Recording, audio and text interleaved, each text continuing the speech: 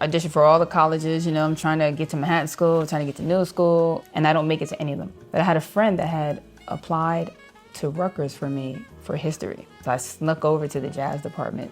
He's like, are you sneaking into my class to play jazz? I was like, yeah. He started laughing. He was just like, wow, you're really awful. I don't know. I just got back from one of my favorite cities, Copenhagen, Denmark, which has long been a stronghold for jazz music. I was able to catch up with an exciting saxophonist whose recent album, Phoenix, just got nominated for 3 Grammys. Lakecia Benjamin was there playing for the Copenhagen Jazz Festival, and her story is an inspiration to anyone who's ever felt like giving up. Please enjoy my conversation with Lakecia Benjamin. Lakecia Benjamin. Nice to meet you. So nice to meet you here in Copenhagen. Totally. So this is the first stop on your Europe tour, and you're playing in a bunch of other places. And I just saw that you have a new album out today. Yeah. You want to start by telling us a little bit about that? Yeah, sure. I mean, before this album we had a year ago, we were doing Phoenix, which is kind of like music that came from my crazy accent that I had, and just talking about transformation and, you know, you living your dreams and keep going and trying to be the best saxophonist you can while being the best person at the same time. So we are not, I guess, finished with Phoenix yet, but we were looking to show the transition of how we've grown as players, how we've grown as musicians, and just what our live show is kind of like, which is completely different from a produced album. So we did our first live album, and we called it Phoenix Reimagined. And there's some of the same tunes from the other album on there, is that? It's half and half. So it's half 4 new songs to represent kind of where we are now and where we're going, and then 4 songs from Phoenix that we still play on tour because people request it all the time. Right. And the Phoenix album, that's the one that got nominated for 3 different Grammys, right? That was probably pretty exciting for you. Totally was. And I want to learn a little bit more about you and your story. So I think it would be cool if you could just tell us, you know, start from when you started getting into music or wherever you think the story kind of begins, and tell us how the whole thing evolved. Yeah, I could break it off into sections. I guess I started out, I'm from New York in Washington Heights. I grew up playing like in a predominantly Dominican neighborhood. So a lot of merengue, a lot of bachata, some salsa, but they don't really incorporate sax too much. So my whole life was like a moving jaleo, arpeggio nation. Just trying to, I guess, be as great as I could at like articulation and keeping people on the dance floor. And then slowly from that upbringing, they had made a law in New York where if you are from a certain neighborhood, you have to go to your zoned high school. And my zoned high school was known for like an incredible amount of violence. So I knew, I was like, if I go there, I'm done. And I talked to my mom about it. She's like, oh yeah, you're out of here. But some of my friends that were in the music program with me were older and were already at LaGuardia High School. And they told me, hey, if you audition for LaGuardia, that's a performing arts school, and one of the specialized academic schools, you won't be in your zone school. Now, because you've auditioned, you'll be in this special school, and it's next to Lincoln Center. So I auditioned. A guy named Bob Stewart auditioned me. I went down there and I played my classical piece. What was your classical piece? I forget what it was. It was something in my little Marcel Mule etude book. Okay. You know, and then someone had given me Yardbird Suite, Charlie Parker. But, you know, I never played jazz before, so I'm totally playing it like a merengue. So I get into this audition. I'm sitting there, playing the music. I start playing it, and I could feel that the whole room is looking at me like, so I get through it, and I'm like, there it is, sir. And he's like, have you ever played any jazz before? I was like, oh, is this jazz? He's like, yeah. I was like, yeah, I'm just, playing it. So he starts counting me off. And I was like, oh, where's the other beats? He's like, this is the jazz beat. I was like, you need 4 beats, sir. It's in 4/4. You're giving me 2 beats. And then from there, he started, trying to articulate to me what's going on. And I think that moment really changed everything because he said, you have a good sound. You have somehow a great phrasing, understanding of things, but I don't think you know what's going on. So I want you to get 5 CDs. He's like, if you can get these albums and listen to them, you'll tell me you like jazz, I'll put you in the band and I'll accept you and you'll be lead alto when you get in. I was like, lead alto, what is that? So he wrote down Charlie Parker, Charles Mingus, Duke Ellington, Kenny Garrett, and John Coltrane. And I went home and I told my mom, I need to get these CDs. She's like, where are we going to get a CD from? I was like, we need a CD. So she Googled it, we found it, and those albums were a songbook. It was a Charlie Parker compilation, Essential Charlie Parker, Charles Mingus compilation of his whole big band stuff, Duke Ellington album where first solo was Clark Terry, I never forget that. And that was my first gig. And then it was John Coltrane live at the Half Note. And those were my CDs that I started. The first thing I put on was the Duke Ellington one. I put it on and I was like, this is nice. The trumpet solo came on. I was like, oh, I'm signed. So I just called him up. I said, hey, sir, I'm coming to your school. He said, great.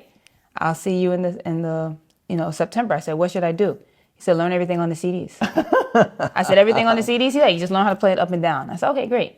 So then I sat there and I put the albums on the CD, which I could. So the Ellington, I was like, okay, I can make it. Charles Mingus, I was having the time of my life.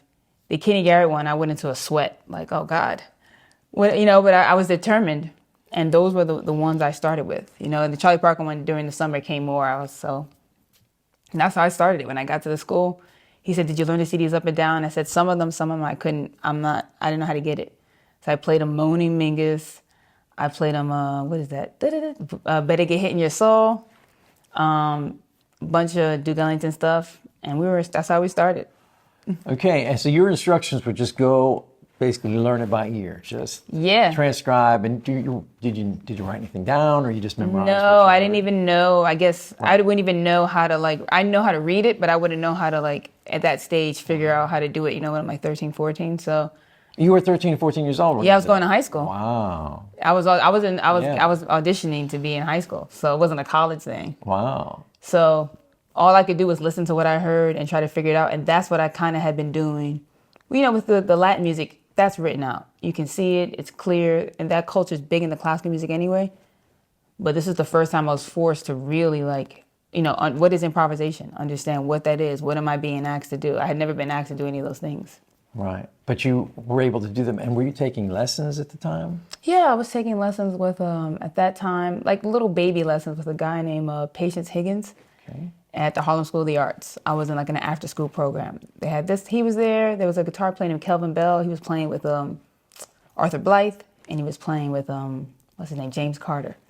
So they were, we were slowly transitioning into jazz, but they were more avant-garde-ish. I just wasn't aware that the styles were changing or what's going on. I'm just like, cool, we're stretching out. Right. Okay, so that's kind of amazing. So then you get into LaGuardia, and you start studying there. What happens next? That's where I think things, for jazz at least, really ramp up. Because during that time, Lincoln Center is right there. It's next door. So they're having their open rehearsals. So it's mandatory for us to watch these rehearsals 4 to 7 after school 2 times a week. So I can't opt out of going. So Warm Daddy's in the section, Ted Nash, Walter Blanding, I think Victor Goines, and Joe Temperley's still alive. So, I'm sitting right there watching them play the music that we're playing at our high school. I was always pretty brave. So I'm talking to Wes, hey, I'm a student here. I'm trying to figure out how to play lead. So I started taking lessons with him. Also, Bob was in Nicholas Payton's band. He was in Steve Coleman's band. He was in Sam Rivers' band. So they were coming to rehearse at the school, and we were mandatory to have to watch these rehearsals. So I had to watch Greg Osby's rehearsal. I had to watch Steve Coleman's rehearsal. Antonio Hart came down. There was a lot of them. Sam Rivers' band came down, Nicholas Payton, Roy Hargrove's band. So I was really immersed at this point.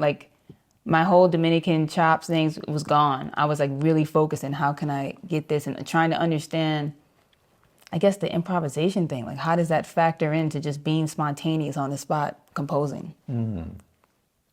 All right. And then so you went through, so that's a great experience. And that's, anybody would be really fortunate to be able to have access to that stuff, right? So then you finished high school. Did you go on to study more? Or did you go straight into? What happens right away is I auditioned for all the colleges. I'm trying to get to Manhattan School, trying to get to New School. Any school that I've heard that has the cloud and all the jazz guys are going to be there, and I don't make it to any of them. Every last one of them says no thanks. Okay. A lot of the reviews coming back were get your changes together, or this and this and that. So I was pretty discouraged. But I had a friend that had applied to Rutgers for me for history. He's like, you like history, your grades are good. And I was like, why would you do that? But I got accepted on a scholarship. Okay. So I went out there, and I, of course, looked into the jazz department to see who was the teachers, and it was Ralph Bowen and Ralph Peterson. So I snuck over to the jazz department. And you're not allowed to take those joint classes. So I was pretending to be in their classes. So I was sitting there in Ralph Peterson's class, and he was like, hey, Benjamin, I got to give you a grade for where are you at on the roster? I said, I can't control the roster, sir. He said, I don't see your name. And I was like, okay, I'm going to just confess. I'm not in your class. He's like, are you sneaking into my class to play jazz? I was like, yeah. He started laughing. So he said, you know what? After the class, why don't we play some duo? So we played some duo, and he was just like, wow, you're really awful. And I was and I started laughing. I was like, yeah, I tried to get into the music schools, and they said I wasn't good enough. So, I guess that's why I'm here for history. So he just started laughing. He was like, sorry, I didn't mean to offend you. I was like, I'm not offended. If it's where it is, it's where it is. And he was like, why don't you come down here every day and we get it together? I said, okay, let's do that. So I came by every day after my last class, and we just played duo for about 2-3 hours, trying to figure out songs. He was trying to teach me. He knew a little piano walking through. And then one time I came down there, he said, I think, you're a good player. You're getting better and better every time I hear you. And you got a lot of determination to be better. So you got the hard work ethic. You need to get out of this school. This history thing what are you going to do? And I was like, what do you want me to do? He said, whatever school has a spring enrollment, I want you to apply there and get out of here and go back to New York as fast as you can. I was like, are you serious? I was like, if I got a ride. He was like, get out of here and go try to make what you want to happen. He said, right now, just leave. I'm not going to allow you in this class anymore. So I looked up what was the school that had any type of spring enrollment, since my last hope is gone. And it was New School. So I showed up for the audition there. I applied, and my auditioning panel was Reggie Workman, Joe Chambers, Joanne Brackeen, and Billy Harper. So it was brutal.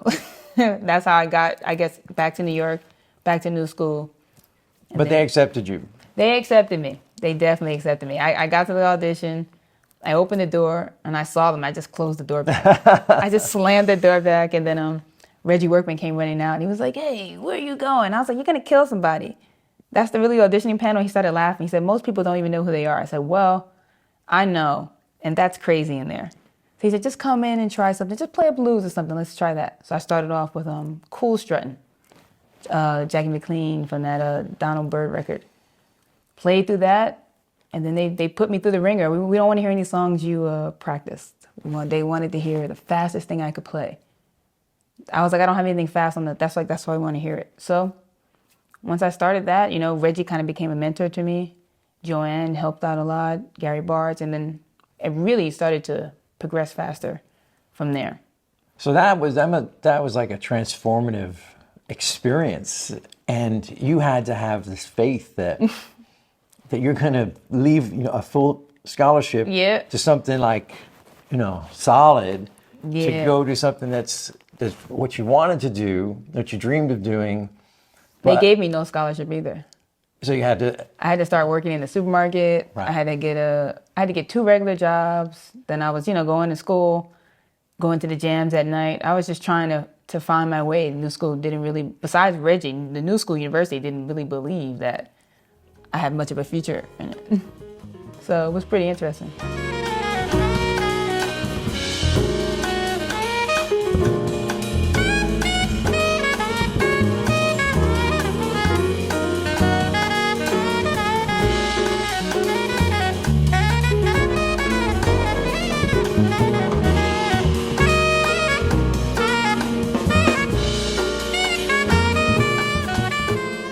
So you're going to school and playing and just trying and work to pay for it and just doing all that stuff.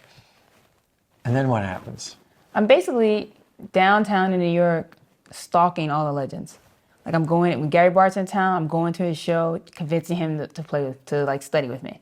Or not study with me study with him. I'm going to Steve Wilson's show. Hey, Vincent Herring. Every alto player that I feel is in a place that I want to be, I'm trying to, Dick Oates is out. I'm like, I want to learn everything I can from the guys that are doing it. And my hopes were that when they need a sub, maybe I could be that sub because I'm not as good, but I'm determined to be there whenever you need me at any time, you know. So people took a liking to me because I had that old school spirit of just chasing them down, going everywhere. And then one day out of the blue, I'm at my grandma's house practicing, probably 100 degrees, sweat everywhere, just going through my long tones. She's like, someone's on the phone for you. And I was like, okay, wow. Pick up the phone. It's Clark Terry. He's like, hey, I'm looking for a young band to start off with. I was like, okay. So I hung up. He calls back. He's like, did you hang up on me? I said, yeah, I don't have time for jokes. I'm trying to do my long tones, man. It's like 100 degrees in this house, and you calling here with jokes. And he starts playing his trumpet. So because I've been transcribing his solos, I was like, oh my God, Mr. Terry, I'm so sorry. He just started laughing. I started laughing. He's like, it's okay, it's okay. And he goes, I'm trying to start this band. Someone gave me your information. Are you interested? I said, oh, yeah, of course. He said, okay, you know where Jersey is? I was like, nah, I don't know where Jersey is. He said, okay, write this address down. Wrote it down. He said, you got an hour to get here. And he just hung up. And I was like, oh, my God. So I started calling all the gypsy cabs in New York. Hey. And I found the guy that would take me for $20. So I went out there and did that audition. I could give you the audition story, but it was a pretty wild. Yeah, let's hear it. I get there and ring the bell. His wife answers the door. She's like, oh, you the young lady coming to audition? I said, yeah, okay. She goes, he's down there in the basement. I was like, oh, I don't go into the basement. She's like, that's where he is. I was like, I don't do basements. She's like, you're going to have to go down there, sweetheart. I'll let me know when it's over. So I actually take out my sax and I have it kind of like with the bell this way, like a bat. I'm like, okay, if something's weird going on here, I'm walking down with this sax like this, but I'm like trying not to trip on the stairs. And when I get to the bottom, I see Clark look at me and he goes, what the hell are you doing? And I was like, I don't know, sir. I'm from a rough neighborhood. He was like, sit down. So I sat down, completely embarrassed. He's laughing. I'm laughing. He's like, what are you going to do? Fight? I was like, I don't know. He said, set that thing up. Set it up. He has a piece of music already set up on the stand. So I look at it. He's like, yeah, I just want you to play this. I was like, just read it through? He's like, yeah, just read it down. So I'm like, looking at it. I'm like, okay, I'm ready to start. And before I was about to play, something just said, just stop. And I said, hey, can you count me in? He's like, that's good. My man does the most energetic count I've ever heard in my life. He's like, oh, I do. And I was like, whoa. And he's like, one more time. You know what to do. So I start this song and get about the 4 bars in. And he's like, stop. I was like, okay. He's like, yeah, you're hired. I was like, that's it? He's like, do you want there to be more? I was like, absolutely not. I'm happy with that. He was like, yeah, you got that old school feel. I said, okay, cool. He just starts out of nowhere playing his trumpet. So I'm listening to him and I was like, I think that's Have You Met Miss Jones? So I was like, let me just play, like noodle around the bass line, see if I can like find where he is. So we get through the melody, we get through a couple solos, then he goes to like what I was doing. So I was like, oh, maybe he wants me to solo. We go back and forth through standards doing this for probably an hour and a half, 2 hours. And after I was like, was that the real test? He was like, yeah, kind of. And I was like, that's cool. And he was like, asking me just where I'm from, what's going on. We talked for a while. And he was like, it's getting kind of late, so I'm going to call you a cab to get you back home. Just tell me where you're going. And I'll see you on the tour. I said, what's a tour? He said, we're going to go play different cities. I said, okay, well, where are we going first? He said, we're going to Switzerland. I said, oh, okay. How far away is that? I didn't even know there was another country. Did you have a passport? No. So he explained to me, he's like, oh, you're going to need a passport. I was like, a passport? I was like, I have my school ID. He was like, no.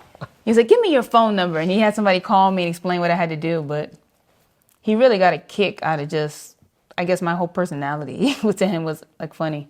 But that's when I first got my first gig. It wasn't all, I still had to work in the supermarket here and there. But it really started kickstarting me understanding like a new chapter of, I guess, what it means to be a professional. Just what it means to be on the road, be gigging, watching him as a band leader, how amazing he was at the trumpet and his chops, but how good he was at dealing with the audience, how good he was at dressed to the nine. Yeah. I really saw from him just a lot of what it was going to take to, besides the music, to be amazing. Right. Yeah. Okay. So that's interesting you bring that up because, what I've seen you on stage, in videos and stuff, you're always you got a great look going. It's you're bringing an excitement already before you've even played a note. You're getting up there and you're like saying, okay, there's something happening here. So is that something that's always been kind of part of your personality, or is that something that you have, like you say, learned from other musicians such as Clark Terry or, I mean, everything about me I probably learned from somebody at some point, but at this point, I just feel that expression is key. In your sound, your tone, that's the first thing people hear. That really tells them who they are, who you are before you even get to a scale. Mm-hmm. That authentic thing about you. But I try to give people many opportunities to sum me up. You can visually see like, oh, she's trying to say something. You can hear in my sound I'm trying to say something. You can hear in the music I'm playing that I'm composing. I try to give people a complete situation. For me, it's pretty empowering just for somebody to see you and kind of know what you might be about. Yeah. So you write songs and you write words too. And is that something you've always done? It is something I did from the beginning, but not something that I always was comfortable doing it myself or having a singer come on. It was just, I started to feel like the audience, like, we're bashing out, we're having a good time on stage. I have a high energy show. It's amazing. But sometimes the saxophone can be a little mutable, because if I just did my show and I never said anything to them, they may have a feel for me, like, of my musicianship, but not of who I am. Mm. And I started to feel like, I think it's important for people to know my story and the more you know about me as a person, my personality, and what my message is, that I can actually tell you, it might be a little easier for you to understand what my music is about. Because sometimes, you know how it is with instrumental music, it's almost like you're speaking another language to them. They're like, oh, that's such a happy song. I'm like, it's a song about a funeral.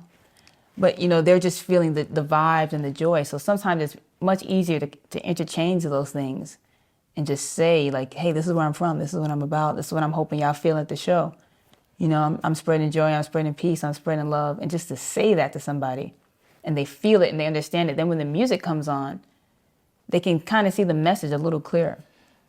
Right. Well, yeah, because I've noticed in your records, there's a lot of vocals, lyrics, and different things. It's not always just like saxophone. Mm-hmm. You're putting more of the story in there. Yeah.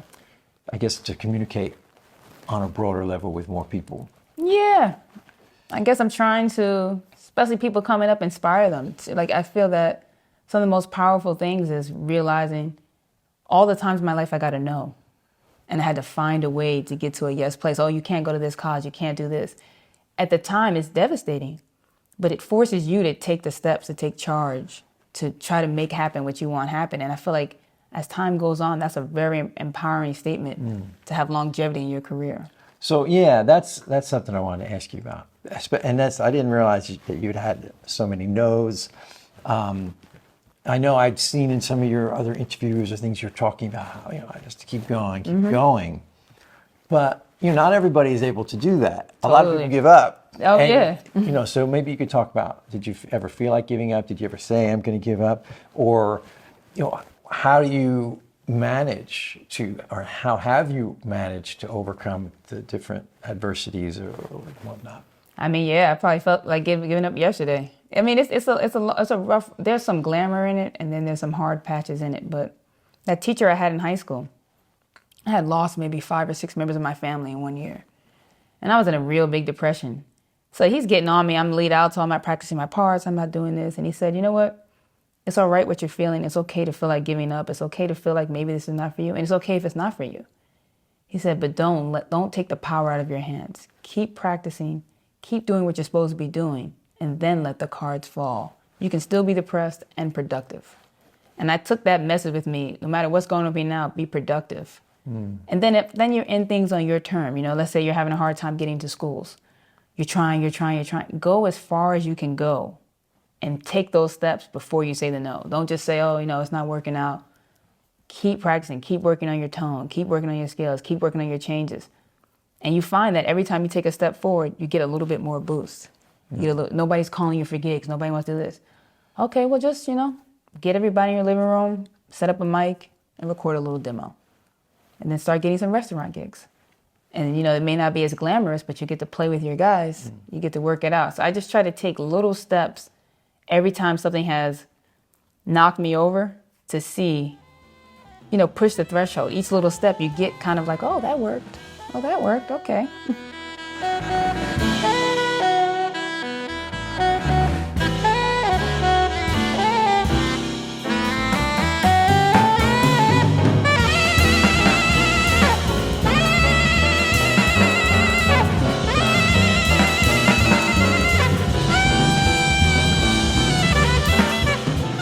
So what would be your advice to someone, someone like you, like someone in high school maybe, or trying to get into high school, or just because it's not easy. I mean, these things are it's so difficult. There's really so many things. To going into music for anybody is a massive challenge, but especially because it's afterwards, it's so hard to get work. There's so many things that are trying to kind of beat you down totally. Along the way.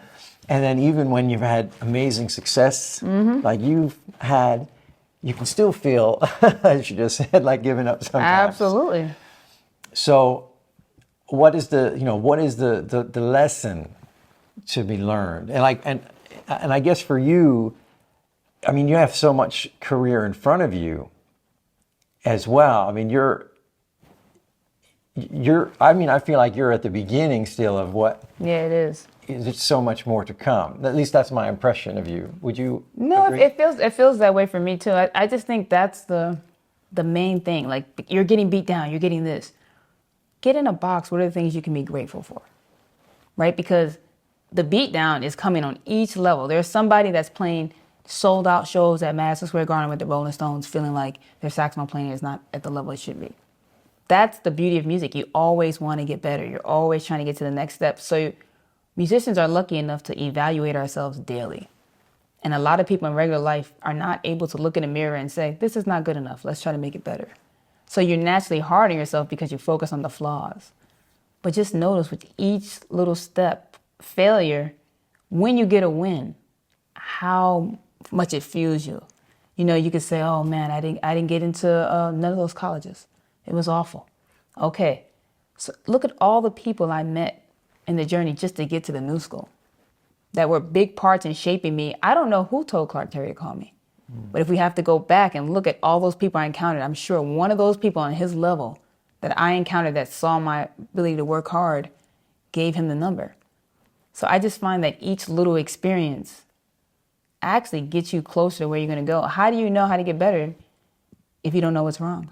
Do you feel grateful for the no's and the adversity now? Yeah, after. Yeah. You feel it. Now in the process of it, it is life-changing. I mean, you could not get voted on a jazz poem and feel like your world is over. It depends on who you are and where you are. But, like with that Phoenix album I had with that accident, to me, that was Talk about the accident, because a lot of people probably don't. That was one of my greatest tests. We're in the heart of the pandemic. Gigs are shutting down for all musicians. Everything is done. And 2021, we start getting our schedule back from 2020. So in 2020, I released this CD, Pursuance to Coltrane's. I spent every dollar I had saying, you know what, I've been doing these funk albums. I'm big into that. And I've just had enough of that. I need to push myself to get back to the basics. And I felt that John and Alice Coltrane was a tribute to them.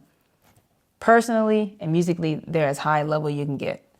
And their music could help bring me back to what it was I was trying to do and more of the kind of human I wanted to be. So I picked those as the theme. I had 45 guests on the album, and except for Reggie Workman, I didn't know any of them. So the first thing I had to do was, I had $100 probably, find Ron Carter and convince him to be on the album. Find Dee Dee Bridgewater, convince her to be in the album. Hey, Uncle Gary, remember me? You study with me? I study with you? Help. I had to find all these. So that in itself is like gamble.com, right? So I do all this work, get all this stuff together. I get all these people to say yes. I find the funds, put the project all the way through, publicity, everything. I'm on cloud 9. I'm like, I defeated the odds. Who gets all these people that they don't know to agree to work with them and agree to the story? Pandemic comes, shuts the world down. So I've spent everything I have. I'm at home. There are no gigs. And the album comes out March 27th. New York closed March 12th. That was the day of the album release party at Lincoln Center. So I'm sitting there like, uh-oh, you know? But, there's bigger things on the table. So 2021 comes, they start bringing tours back. I'm doing probably 2 festivals a weekend. I get to this gig in Ohio called Tri-C Jazz Fest. Play the Coltrane music, audience goes crazy. It's an outside amphitheater, so we're having the time of our lives. I think Samara Joy plays first. I played, then Christian Sands, then they moved to the older guys. Driving home after that gig, 7-hour drive. So I took about an 8-9 hour sleep, started my drive. About 4 hours into it, listening to some Kenny Garrett, sunrise is coming up. It's like beautiful. I got the CD money in my trunk. I'm happy. Next thing I know, I wake up in a pool of blood. And someone is literally dragging me through the woods. I don't know if it's a car. I don't even remember that I've been in a car. I just know that I'm in excruciating pain, covered in blood, and a stranger is dragging me through the woods. So I'm like, what is going on? So I'm like, I can't move all the way, but I'm trying to move. He has a serious Southern accent. He's like, it's going to be okay. I'm going to get you out of here. I'm like, where are we? He tells me I've been in this accident. Everything's going off. He drags me back to the main road. Because you were in the woods. I was like, basically this side of the highway was like off the mountain. You fall off that way, it's good night. This side kind of goes into the woods deep in it. What happened is the cop told me, I saw smoke coming out of there. And for no reason, 7 a.m., decides to pull over his truck and see why is it smoking in the woods. So there's nobody out there.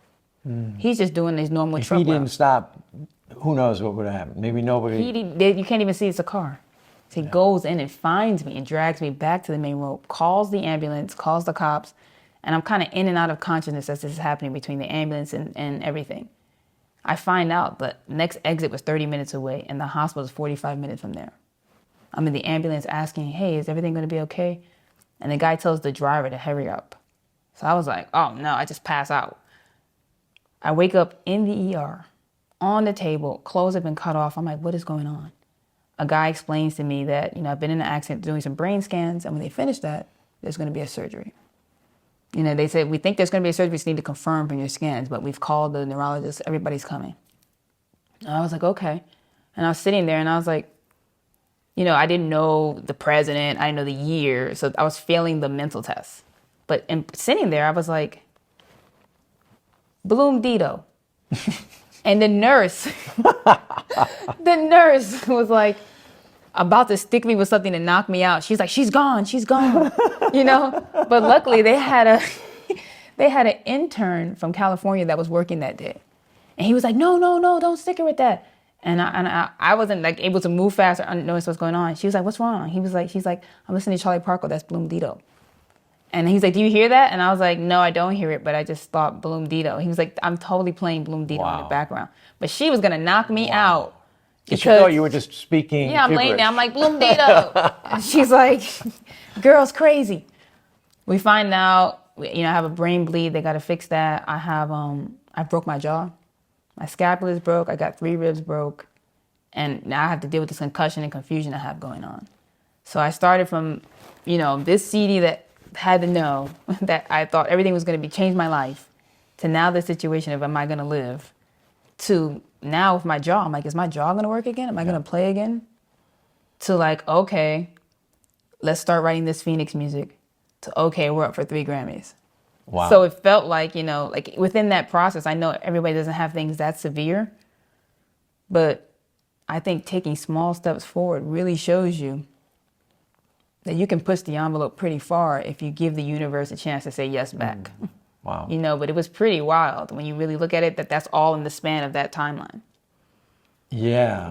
All that happened, in the space of 2-3 years? Yeah, so it was at the end of 2021. I went into 2022, and 2 weeks after that accident, the first week after, I was supposed to do the Pittsburgh Jazz Fest.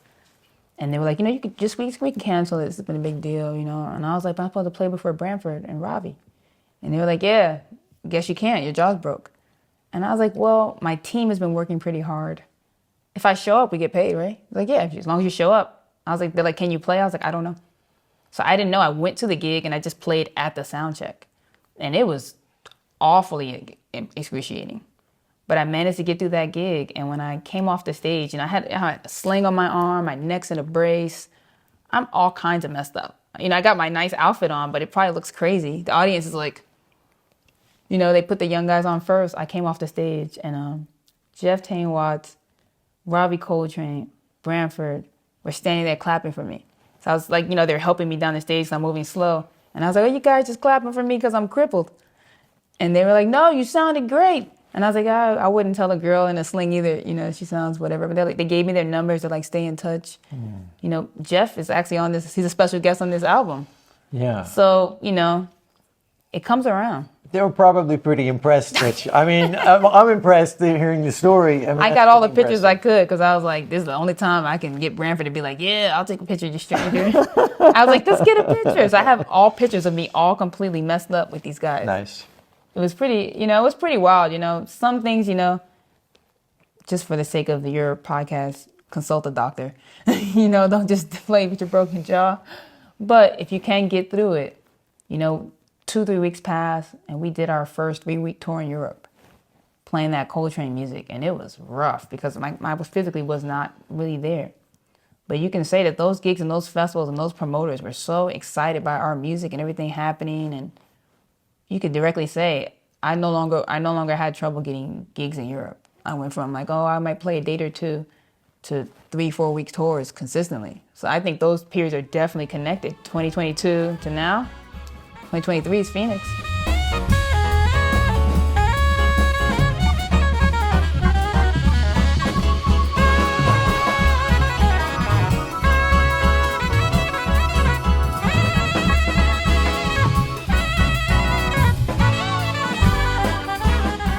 Do you want like a practice regime or something that I do? Something for your people? Oh, yeah. Maybe you want to go into that?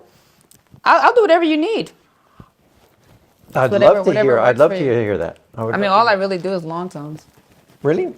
That's my key. Of course I do more, but those are my keys. For about how long do you do long tones? 45, 50 minutes. I kind of use the Jackie McLean method, so no tongue involved. Mm-hmm. Start from middle B, medium, soft, medium, loud, loud, medium, soft. And I hold those notes as long as possible. As soft as possible for as long as possible. As medium as possible. And, in the beginning, I don't worry about intonation. Now I do. But when I first started doing that, they tell you don't worry about intonation. Just worry about being as loud as you can, as soft. You go B all the way down to your low E flat. Mm-hmm. Doing that. That's going to take you about 30 minutes right there at all those volumes if you're holding it truly as long as you can. Then go back up to middle C and do it all the way to F. And no tongue. Don't attack your note. Just let it go out.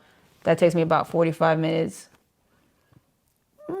50 if I'm really holding as long as I can, because as you grow, it gets longer. The tone is crucial, especially on alto. It's a pitchy instrument. Well, who is your biggest influences sound-wise on alto? Woo! I guess Cannonball. Phil Wood's got a good sound. Charlie Mariano. Warm Daddy does. Wes Anderson. Johnny Hodges. That lead alto really is where I come from in terms of having the strength to play without a mic and really control a saxophone section and be above them. I feel that no matter what genre of alto you're going to play, you need that. You need to be able to be a powerhouse by yourself. There's multiple styles. Some people play soft and it's cool. For me, I'm from that school of take the mic away, I should be able to tear it down. And what mouthpiece are you playing? I'm playing a Van Doren V5, A35 opening. So it's not the jazz one, it's the classical version of that. I'm playing 3 Javas, red Javas. And I'm using their optimum ligature. Before I was in the Van Doren family, I was using the Ishimori silver ligature because it's kind of screaming. Yeah. And you play Yanagisawa? I play Yanagisawa. I've been playing Yanagisawa since 2019. But before that, I was playing Summers. I was playing a Super Balance and a Series 2. Okay. But Yanni's now, they got these lighter horns, these lighter models. I'm playing the A01, and then I have the A10 as well. And it's usually the regular lacquer with a solid silver neck I put on it. Okay. And that gives you your sound, what you're looking for. Yeah, I'm old school. I believe your sound's going with you anywhere. But I do think that the silver neck and just their horns in general, their altos they sing easy. Yeah. So if you're already singing, they amplify what you're doing really well. Yeah. and they hold up on tour well. Yeah, and they're well-made saxophones. They don't fall. For me, Yannickas, they're really, and there's a lot of alto players right now singing their praises, you know. Yeah. Tenor, I don't know, but you know. Yeah, well, I play Yannickas altos too. Yeah. And I got a curved soprano they just gave me that is pretty nice. Yeah, those are great. It stays in tune easy too, even if you're not playing it often. So yeah, for me, that's pretty crucial. Yeah, and so I saw you. Well, you mentioned Antonio Hart. Oh, absolutely. He plays the Yannickas. He's the one that hipped me to the Yannickas. Yeah, well, I studied with him. I studied with Bruce Williams. And Bruce Williams, he's a Gary, Mark Gross. Yeah. You know, if you're an alto player, you play lead alto or anything, I've at some point hunted you down. Yeah. To try, and I'm not even at that place where I still don't call people for lessons. I still call Osby and say, hey, can we get on a Zoom and, you know, just hear what I'm working on or whatever and give me your perspective on it. Because, they got so much wisdom and understanding, and they'll just tell you. That's awful. You know, get your biz key together. What are your fingerings doing? Like, you know, are you still playing your scales this way? You know, even after my long tones, I do my scales, you know, thirds all 4 ways. Then I do it in fourths all 4 ways. I do it in fifths all 4 ways. I do it in sixths. Just to get my facility, make sure, and I do that, if I do it in C, all the way up, all the way down, C minor, all the way up, all the way down, C dominant, all the way up. I do it on each scale to really understand, you know, so sometimes in a practice scale session, I may not get past C, C sharp, and D because of my timeline but I just think it's crucial to get your mind remembering. So in an ideal practice session, you'd be there for hours then, to try to get through all of that stuff before you even got into, you know, tunes and whatnot. If I have time, I just think the facility and the basics, you know, because you're on tour, you're working through some of those tunes and kinks and stuff and improvisation, some of those changes you want, all that stuff is being applied in real life in real time, and you're actually getting better. Can you remember, you know, D. Locrian in 6? Maybe not. You know, when you have to teach it to somebody else, it's hard to teach people something that you can't do. Yeah.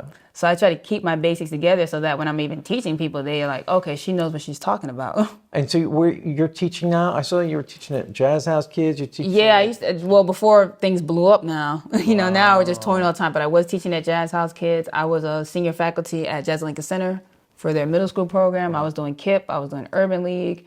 I still have like my private lesson people sometimes, or, you know, I try, but my schedule now is a little, I think that we'll eventually get back to it more. But right now, too busy playing gigs. Yeah, if somebody has a question for me, I always tell them just hit me on Instagram, and if you send me a DM or something, I'm just gonna answer you. Whatever I think it is, it's gonna tell you, hey, do this, do that. You know. I tell people video it. If you video it, you're at least gonna play it 10 times, trying to get it right to send it to me. Yeah. So even if you're slacker on your practice, every time you send me a video, you did it 20 times. I know. Right. Because you couldn't get it right. And in that process, you're getting better, and you're maybe seeing, oh, I could see what I'm doing wrong, or I can hear what I'm doing wrong because I just recorded it. I record each of my shows. Like, I don't want to rely on, that's another reason I did a live record. I can hear, just put it out there for the world. This is as good as I am on this day. Yeah, so that's a really interesting concept, because so many people are trying to get to some perfection that nobody could ever achieve. But if you're in a place where you're like, well, this is where I'm at now, and this is where I'm supposed to be because it's now, and just accepting that, you know, and then by putting it out or recording it or whatever, that kind of powers you to the next step, whatever that is. Yeah, you got to get over that somebody may think you're not good, that somebody may reject you. Newsflash, somebody out there, some crazy, thinks Kenny Garrett is awful. Yeah. Don't know why, but they think that. Somewhere in Kenny Garrett's mind, he's like 8-9 hours a day I got to practice. If I'm at home, I'm practicing 8-9 minimum.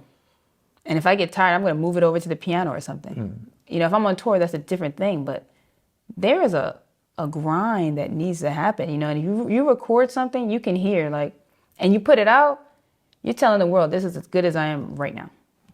Yeah. And you have it documented down, and you did the best you can. Some people like it, some people won't. But what you know is that you're going to be better tomorrow.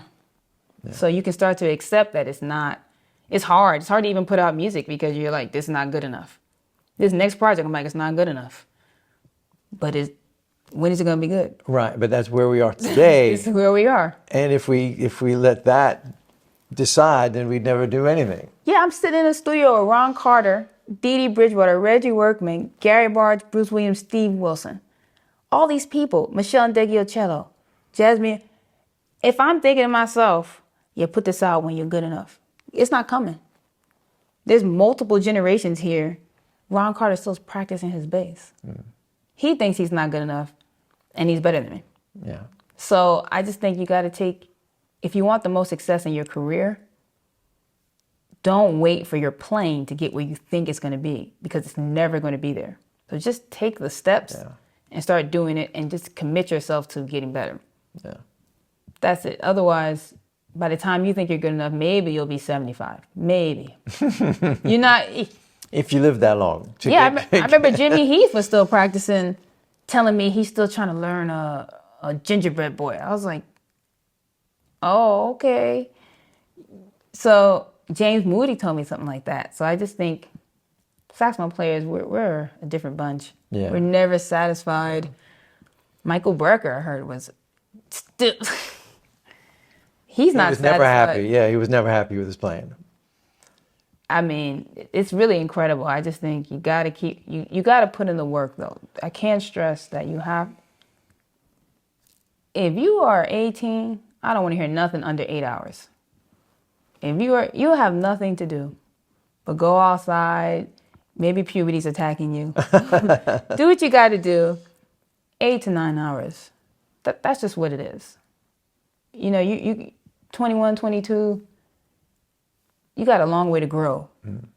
I would say at least 8 to 9 hours. 60 minutes of long tones, 60 minutes of scales, at least 60 minutes taking your tunes through the keys, taking your changes through the keys. Honestly, I would say 90 minutes of the etudes on a metronome as slow as possible. I studied this guy, Paul Cohen, classical saxophonist. He was so stressful. But, you know, he's a great player. But it was hard for me because my tone is so anti-classical. But he would make me put on that Selmer 6 and try to tune it back, even though I was getting the same sound. But just try to think like they think for a second. You know, I know the idea is to sound kind of like an oboe, but get your technique right. So, but it's interesting, you're playing on the classical Van Doren mouthpiece. Yeah. Is there a concept behind that, or is that? You know, I went from that white Brill Hearts. They started me off on that to, I guess, get me ready for a real mouthpiece. That's what they said. And the first one they gave me was that classical Van Doren mouthpiece. So it was a by chance. I think Wes was like, this is a good starter for you. But as I grew and I heard the jazz mouthpieces, I felt like they're trying to shape. The jazz mouthpiece is saying, this is what jazz sounds like. So I'm fighting with the mouthpiece to not sound like jazz. Versus with this Van Doren, this classical mouthpiece I have, I don't have to fight it. I can play funk on it. I can play jazz on it. I can play Latin on it. And as long as I know what I'm doing, the mouthpiece is not pushing me away. I'm controlling the mouthpiece. So you've been playing this piece for a long time. When this is the first mouthpiece, I guess real mouthpiece that I got on, and I've tried other mouthpieces in the process, but this is the one that works for me. And that 835, to me, smaller openings. The 28 is a little too much, but a smaller opening to me gets, for an alto player, gets a bigger sound. Smaller opening, harder read. Right. You know, 3 is right in the middle. Sure. Sometimes I bring it down to a 2.5 if I'm fatigued. But to me, that has the most power to it. Yeah, well, there's a lot of alto players that play on smaller openings than you think. Everyone thinks it's like, oh, big opening. Yeah. You know, but no, a lot of people playing on smaller openings and getting huge sound. Because it's to me, I always tell people it's the velocity of the air. People think if you want to play loud, that's just a blah. That's not actually a loud sound. That's a real quick, unfiltered thing. You really got to get that air tight.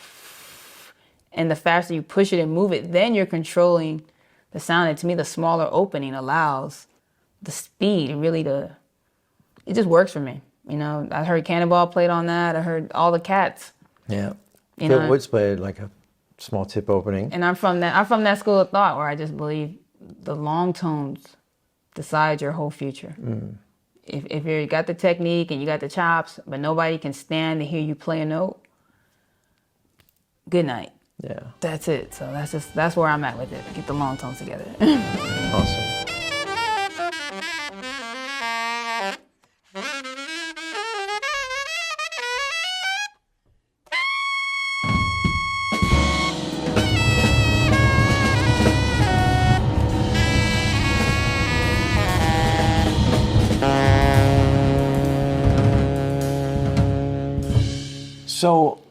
So then what's next for you?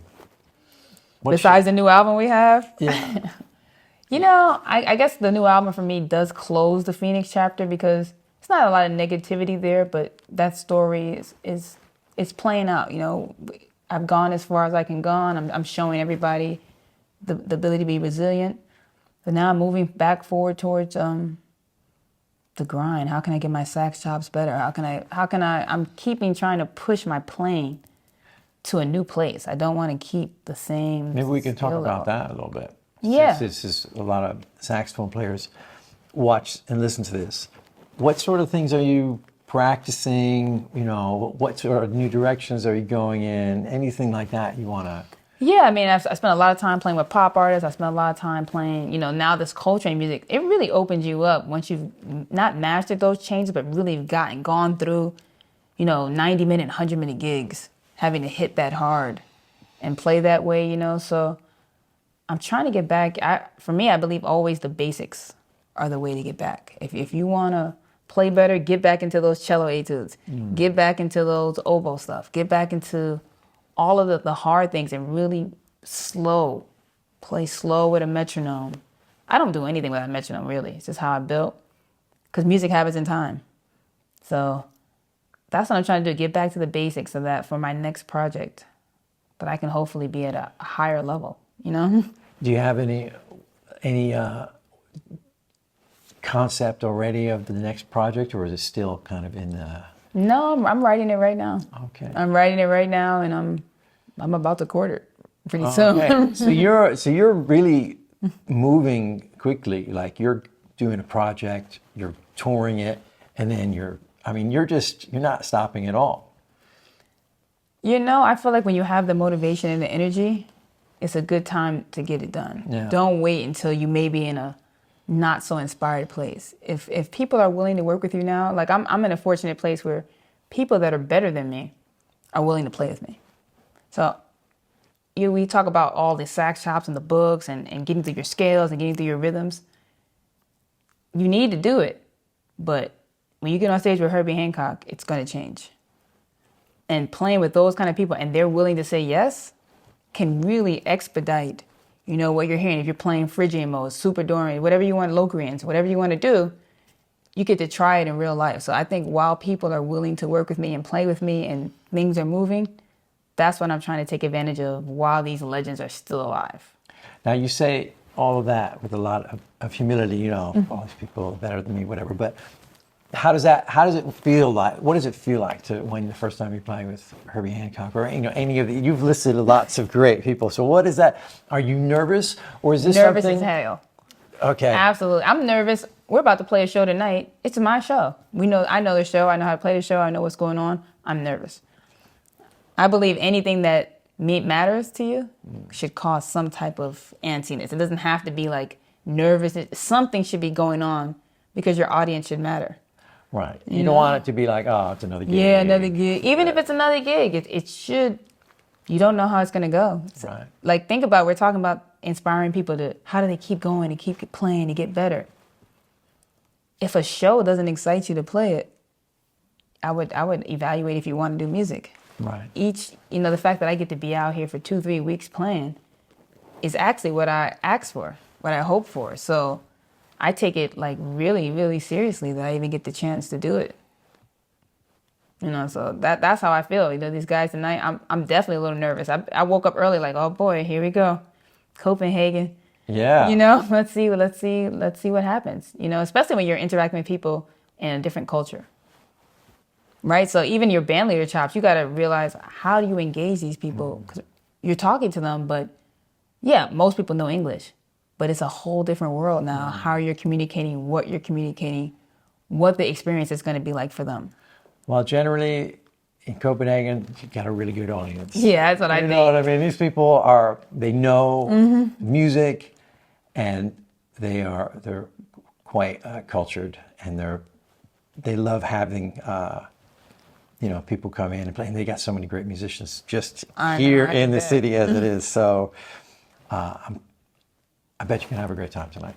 I like the Scandinavian countries in general. Yeah. I like the food, I like the people, and I feel like open-minded to all the genres. Doesn't matter how avant-garde it gets, how they appreciate good playing and good, good music. So I'm excited. All right. Well, I know you got sound check and stuff coming up, so we're gonna call it there. Okay, but cool. Thank you so much. Oh, That was thank you. fantastic.